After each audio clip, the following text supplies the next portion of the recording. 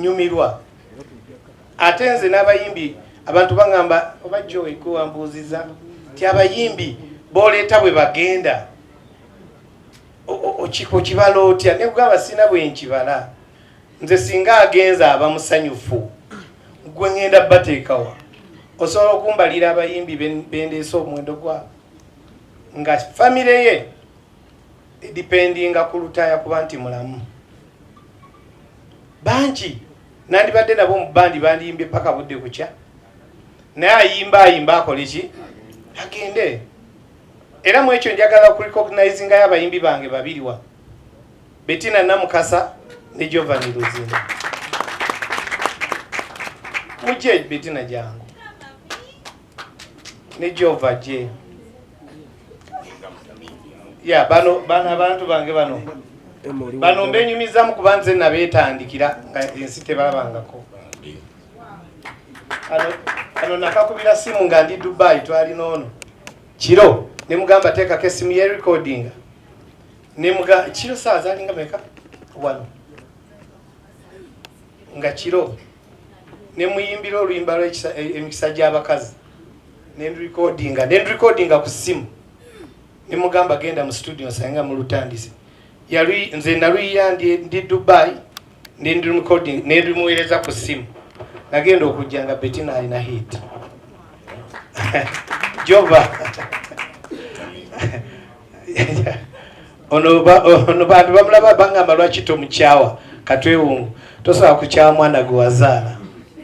bano nze nabazaala bye bakola byenaba tewali kibi kye bakola nga abaana abanga ab'omuntu mbwe zange tebasobola kikola tewali lwaki nkyawa abaana ab'emyaka gino bu Giovanni yayogedde kino yakoze kino nze mbeere nga nkyawa nyigira ono gino emyaka njingira mu ye naawe buuzaako ku bantu kuba olunaku lwange oli myaka gy'akabuvubuka wa Eddie yawe yatubonyaabwe genda zambali ako jangu kwene microphone guma ku matoka aba mojja tujjukiza ennaku naffe tulina ennaku janguwa bino byasanyu naffe tulina ennaku ayinza okukabira naye nenzijukira jjajjange yafa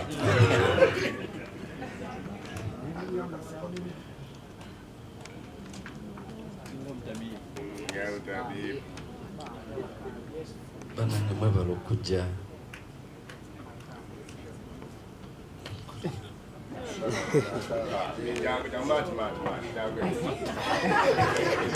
Giovanni muleke tayogera ana byajjukidde Giovanni tayogera Giovanni lwaki mulaba akaba Giovanni nze kambagambeko yatembe yangoye ng'alina essaati ze 3 kati bwe yajja okujja akutte engoye ze 3 ne sabbuuni n'ekyangwe ne mubuuza obitwala wa n'agamba bwe nva wano bwe ntambuza engoye bwe zigaana ngenda n'enjoza emmotoka ya DJ Emma ku CBS nampa transport akola ki n'agamba naye manyi okuyimba bwe yanyimbiramu tuli ku paka last ne mugamba nno mwana gwe osobola okuyimba kwe kuyita lule oliwo wa paka last lule weekwekanga ate mu kintu kino otaddemu ssente naye weekweka naye nja kukununayo ali mu mmere era lule tewaliwo butungulu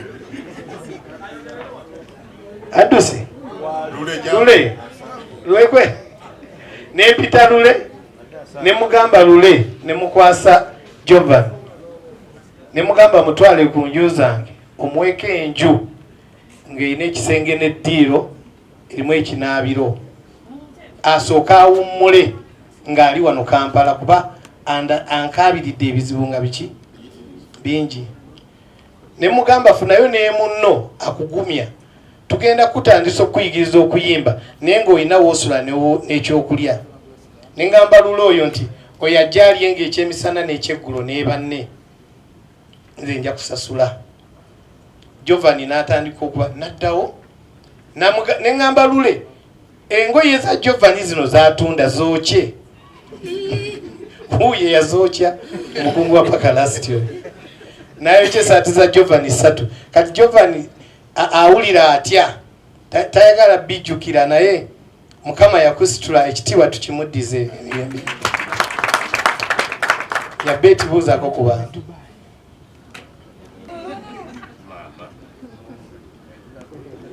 Mukama waffe yeebazibwe bassebo ne bannabo